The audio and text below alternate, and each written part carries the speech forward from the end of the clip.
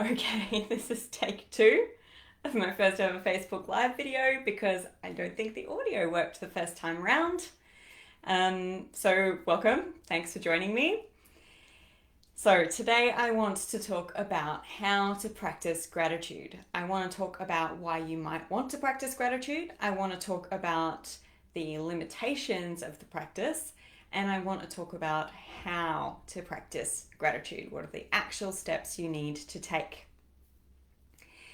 Today is a great day to be grateful because here in metropolitan Melbourne, we have our second day in a row of zero coronavirus cases, which means that we're coming out of stage 4 lockdown. We can visit family and friends in their homes again within certain limitations. So it's a very exciting day to be feeling very grateful. I'm feeling so grateful for the low case numbers and what that means for us. So let's talk about gratitude and how it works.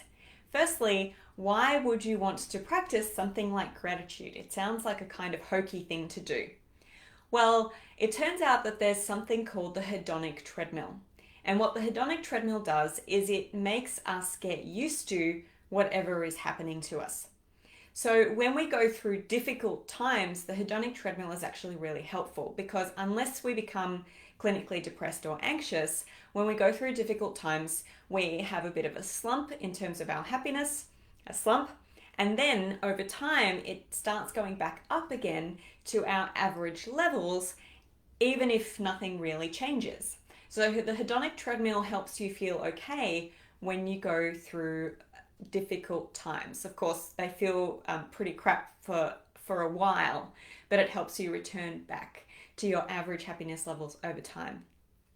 The hedonic treadmill is not so helpful though when it comes to positive life events, because we tend to have a boost in our happiness where we go, yay, this wonderful thing has happened. But again, over time, we start going back down in this case to our average happiness levels, and the novelty of the positive event wears off, and even if its effects still continue in our life, we stop appreciating it quite so much. A practice of gratitude can be helpful because you're teaching yourself to notice and savor the good things in life, which helps you to beat the hedonic treadmill. The way that it works is that when you consciously practice sitting down and noticing the good things, over time, your brain starts to notice the good things more and more often, even when you're not consciously trying to practice gratitude. So it works a little bit like a video game. So recently I have been playing Skyrim. I'm not usually super into gaming, but it's a game that I started and never finished, and it's always nagged at me. So I've gotten back into it recently because I want to finish it. I want to finish the main storyline. And in that game, you can collect things from the environment, things like flowers and berries on bushes, and you can make potions out of them. Now, over time, what's happening is that in my normal 3D everyday life, when I go for a walk outside, when I see certain colors and shapes of flowers or berries on bushes, my brain goes, oh, I should collect that because I could use that to make a potion. Gratitude is actually a lot like that. When you train your brain to notice and collect enjoyment of the good things, it starts happening even when you're not trying. So that's why you might want to practice gratitude. I do want to say something really important though about the limitations of the practice. Gratitude, just like any other self-development practice, is if you have mental health problems such as depression or anxiety, gratitude can be a useful tool in the toolkit, but it is never any substitute for professional help. I have a sleep disorder. I got professional help for my sleep disorder. I still do therapeutic practices that I developed with a professional every single day of my life. I would never ever claim that mindfulness or positive affirmations or gratitude or any other self-development practice by itself is enough in those kinds of situations. There's no substitute for professional help. And I want to thank my friend Tara of Tara Edits for starting a discussion about this, specifically in reference to gratitude a few weeks ago. I'll link to that in the comments so that you can see what she had to say about that. Okay, so that is why you would want to practice gratitude. That is the limitations of the practicing of gratitude. What about how to actually practice it? There's a few different ways that different people recommend, and I think a lot of them are actually not quite as helpful as people seem to think. So one of the mistakes that people make when they suggest a gratitude practice is they suggest journaling at length about things that you are grateful about. This is actually not as helpful as it might sound, because it turns out when we write about something at length, that tends to take the emotional edge off. Now, this is useful when it comes to difficult or traumatic events, but it's not so useful for positive events where we want to retain that emotional edge of the joy that it brought us.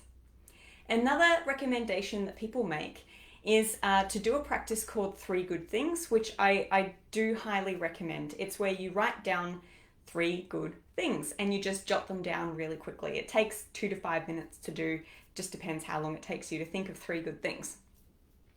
But the mistake that people make is they recommend doing 3 good things every single day. Now, the research actually says that this is not the best way to do it, because it turns out that when we do it every single day, the hedonic treadmill kicks in. It stops feeling quite so interesting and novel, your brain tunes out, and it stops really savoring and appreciating those good things.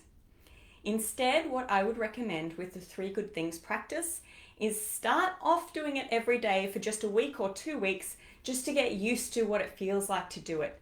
And then after 2 weeks, drop back to doing it just once a week. It turns out that research shows that when we do something about once a week, it continues to have those positive benefits because it keeps feeling novel and the hedonic treadmill doesn't kick in.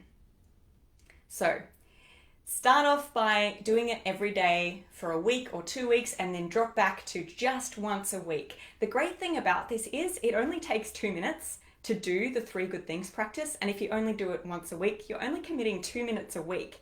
That's, as far as I know, it's probably about the smallest amount of time you could commit to make a meaningful difference to how it feels to be walking around in your day-to-day life. The other things that I would recommend for a really positive 3 Good Things practice is firstly to make sure that the things that you're jotting down every time are different.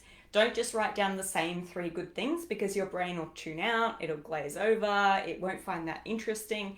Try to find something different every time, because the benefit of the practice comes from scanning your environment and trying to consciously notice new good things that you haven't noticed before. That's the part that's training your brain to notice those in your everyday life. The other thing is that make sure that at least one of the things, preferably all 3, is something really, really small. We tend to notice the big important things anyway and appreciate them, but we're less good at noticing the small, everyday, tiny things that improve the quality of our lives. Things like the quality of sunlight as it filters through your window, or the taste of your peppermint tea as you drink it. When you train yourself to notice and really appreciate those things, that's where you get the kind of biggest bang for your buck, or in this case, your minutes that you invest into the practice. Personally, I feel that over the last, I think it's been 5 years now that I've been doing a gratitude practice, that it has over time changed me from having a slight negativity bias in the things that I noticed in my everyday environment to having a slight positivity bias in the things that I noticed. That I'm just a bit more likely now to notice and appreciate the lovely, small, good things. And who wouldn't want that? It doesn't have the same effect for everyone, but research does show that it has, for most people, it has some small but meaningful positive effect. All right. Please do tell me, do you have a gratitude practice? How do you practice gratitude? I would love to hear in the comments. And thanks for joining me for my first ever Facebook Live.